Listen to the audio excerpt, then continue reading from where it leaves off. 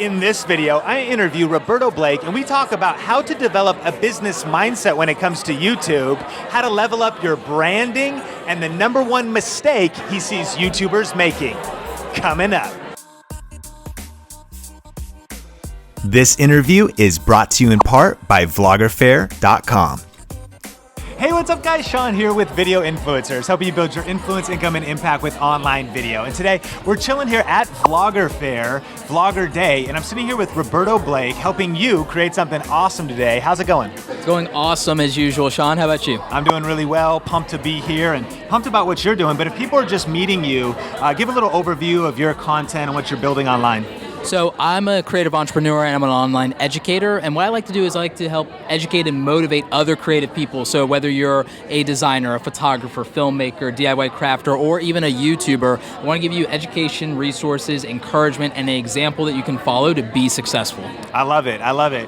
And one of the big things that you're passionate about is helping people kind of switch their mindset when it comes to YouTube. A lot of people want to get on YouTube, they want to start making videos, and they think like, oh, I can monetize my videos with ads. But you help people really develop a business mindset. Talk a little more about that. I mean, well, you have to have a mindset for success in general. A part of it is an abundance mentality, and I could get super into that. I'm passionate about that. But it's about having a long-term plan. It's about having a North Star for, like, what's the overall value of this? What's the legacy impact of your stuff? But beyond that, what is the financial ceiling, or what is the financial potential behind what you're doing? If you're doing a channel and it's purely entertainment, there's a lot of opportunity there, sure. But what kind of brand are you developing in business? Like, who is going to be interested in this? What's the value proposition to them? And how far can you really take something like that? So you have to think about that when you're starting your channel and when you're thinking about what your content is and who's going to be watching it.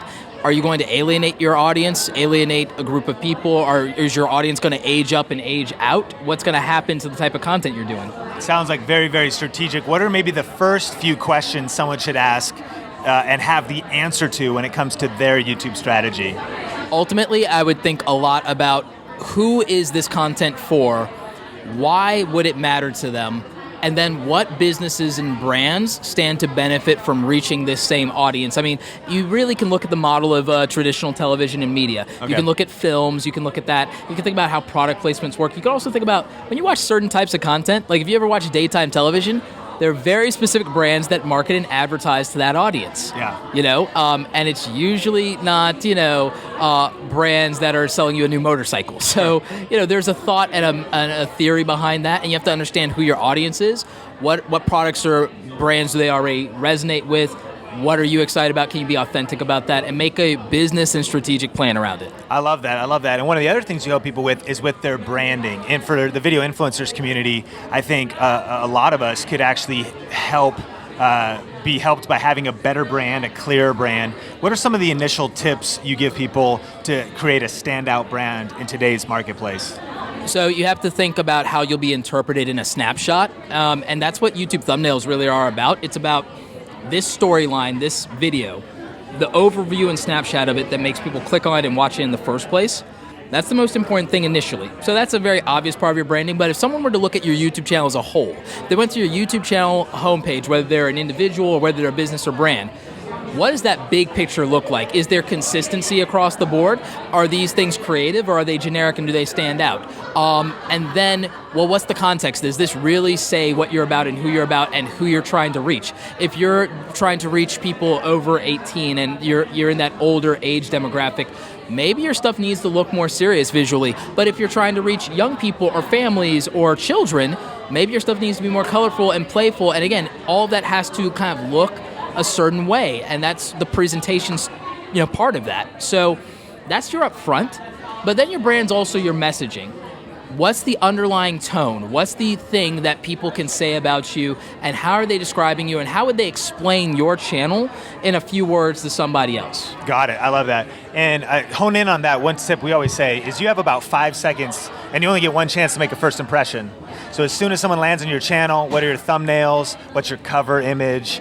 What's your trailer? What's your channel trailer? Yeah, and a snapshot. People are trying to figure out what you're about in the YouTube world, right? I feel like if people are struggling to understand your channel, you might be doing something wrong. I mean, this is something I had to overcome as an online educator. Like, instead of like, saying, well, I'm a how-to channel, I do a lot of tutorials and career advice, like, that was too long to get through. But to say that I'm a creative entrepreneur and that I am an online educator with, content that reaches these people for these reasons, I'm telling them, well, if you're interested in this, this is why you should watch. Very quickly, a creative entrepreneur, well, that shows my credibility in what I'm about and where I'm coming from. And so to say that I have an educational channel puts it much easier into context, both for people and for brands. It's like, oh, I'm here to learn stuff. I'm not here just to be entertained. It's like, oh, it's fun and informative. Okay, cool. Oh, there's motivation. So you have to be able to communicate that.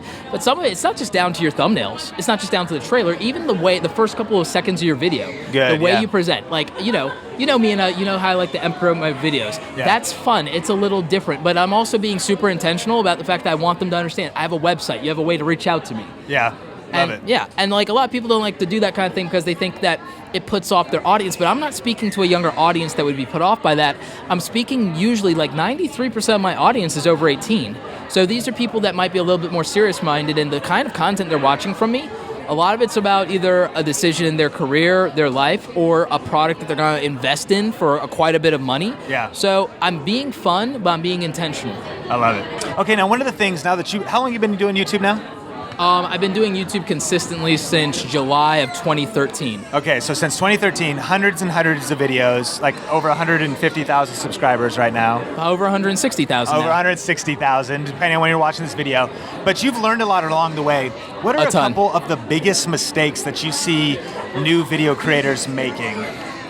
I think one of the biggest mistakes that I see new video creators making is they're trying to emulate people that they admire instead of learning from and reverse engineering from people they admire. I see a lot of people, and I think he's actually called them out on this, Casey Neistat. A lot of people, Casey Neistat is amazing, but a lot of people are just trying to copy his style and his type of content instead of learning from what he did. And what Casey did, in my opinion, if I was going to do a thesis on what Casey Neistat did, it was that as a filmmaker and as a creator, and as someone living in New York City, Casey took the parts of his life that he felt were interesting, and he talks about this, and he made an underlying story arc around the fun life that he has and what he's interested in, and he's just talking about his stuff.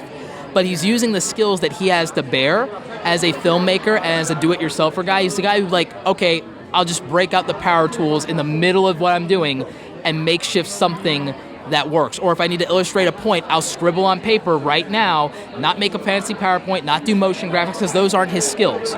You take the skills that you have and you make something interesting out of it. That's what Casey Neistat did. That's what makes him successful.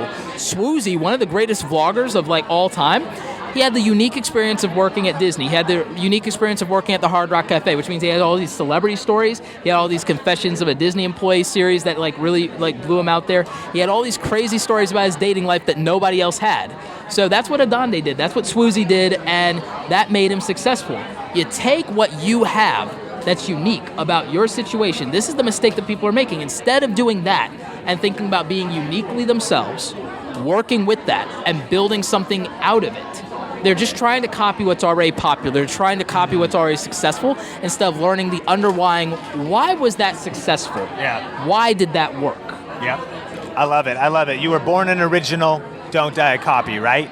All right, are you ready for the lightning round? Ready, let's do it. This is the lightning round. We're going fast. We're going rapid fire. And here it is. 3, 2, 1, lightning round. Coke or Pepsi? Pepsi. One item that you would want to have if there was a zombie apocalypse? Lightsaber. A lightsaber. Nice. One book that every influencer should read? Crush It by Gary Vaynerchuk. Yeah. One last song that you had on repeat? One Less Problem Without You. One thing that you've never shared about yourself on your YouTube channel or social media, ever? There are 3 girls that I probably should have married at this point. Oh, wow. Yeah. Interesting. Any one of those 3, done deal, it probably would have worked out really well for me. Do you think they're watching this right now? No, coin toss. Coin toss. One app every influencer should be using? TubeBuddy. TubeBuddy. Strong. If you're a YouTuber. If not, the Google AdWords keyword tool for absolute sure, regardless of what platform or content you're doing. There's a lot you can learn from that. Smart. Last thing you grabbed out of the fridge? Root beer. If you could either have one of 2 cars, the Back to the Future DeLorean or the Knight Rider Trans Am with Kit. Does the DeLorean still time travel? Yeah. The DeLorean, obviously. Yeah, right. I'm going to the future. I'm getting like, the almanac, and I'm making some smart bets. There you go. There you go. Strategic. Person you most trust with a secret. Myself. And if you could have one superpower, what would it be? Time manipulation. Time manipulation. Smart. And now, along with your car, you're set. You've got your... Absolutely, because in case DeLorean gets stolen, it doesn't matter. Exactly. Besides, with the time manipulation. Whoa. Lights out. Here's what I would do with my time manipulation ability. It's like I'm totally ripping this from Dragon Ball Z for those who know about what that's about. I would literally probably put myself in a room where I can make time stand still and just work really freaking hard or learn a lot of stuff in 1 year, but translate it to a day in the real world. Yeah. So that I can come back and out-hustle all of you. There you go. I like it. So lastly, what do you have going on right now? What are the best channels for people to find you, check out what you're doing, and stuff you'd want influencers to check out? So you can go ahead and you can get access to my, 850 plus free YouTube videos over at youtube.com/RobertoBlake2, like the number 2. You can ask me any questions you want over at Twitter at Roberto Blake. And if you're serious about something and you want to do business or you want to talk, you can slide into my DMs.